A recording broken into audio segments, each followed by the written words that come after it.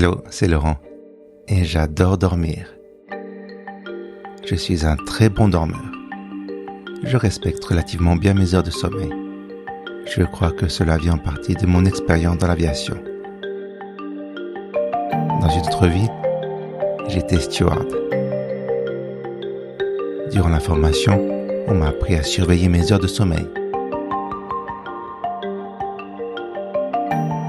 Avec les années, je dois admettre que j'ai de plus en plus tendance à vouloir ignorer ma fatigue. Et au service militaire, j'ai aussi développé une capacité incroyable à m'endormir presque n'importe où et n'importe quand. Oui, je maîtrise l'art subtil de la sieste.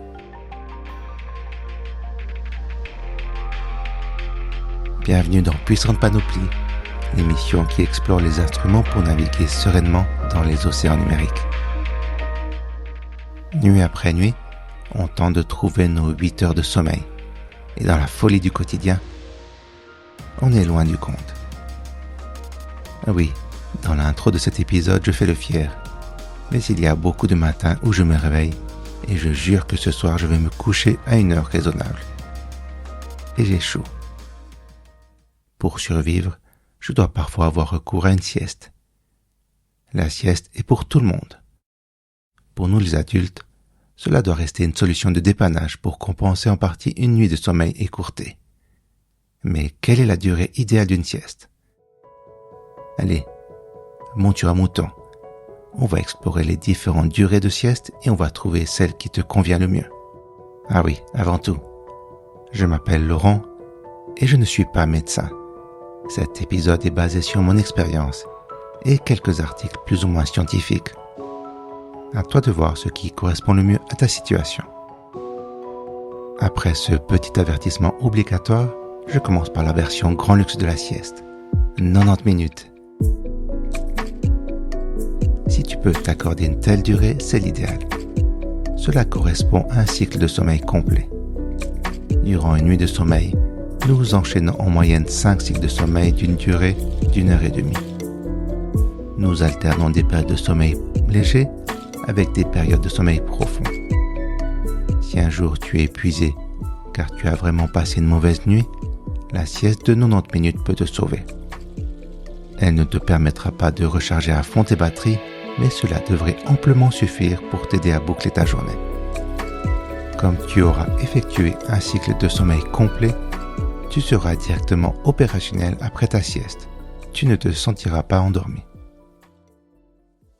D'accord, si tu fais un boulot normal, tu devras peut-être te résoudre à faire une sieste de 60 minutes. Si tu as une longue pause de midi, c'est peut-être jouable pour toi.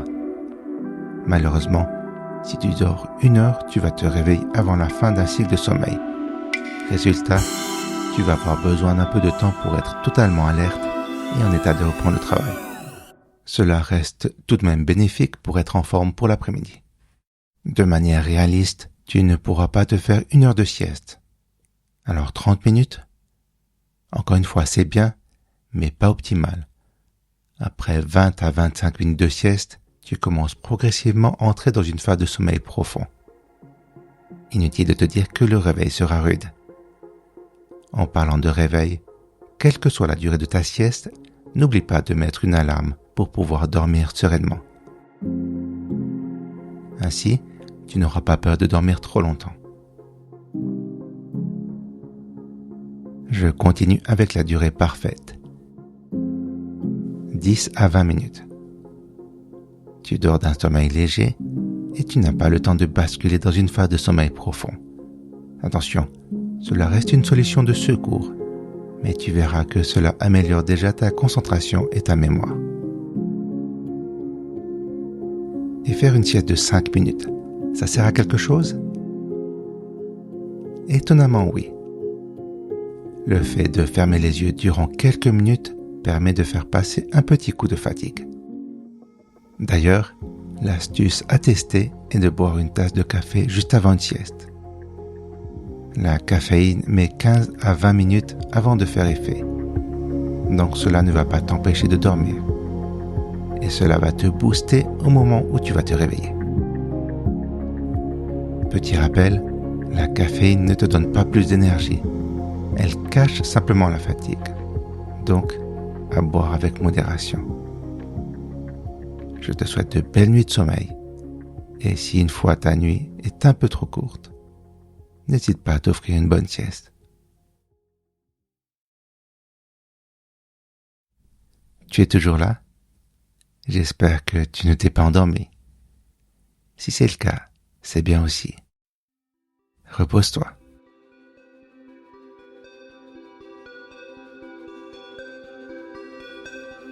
Merci de m'avoir écouté.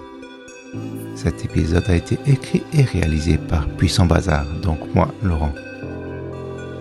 Si tu as des questions ou des remarques, envoie-moi un mail à laurent@puissantbazar.ch. Je reviens jeudi dans 2 semaines. D'ici là, prends soin de toi et à tout bientôt.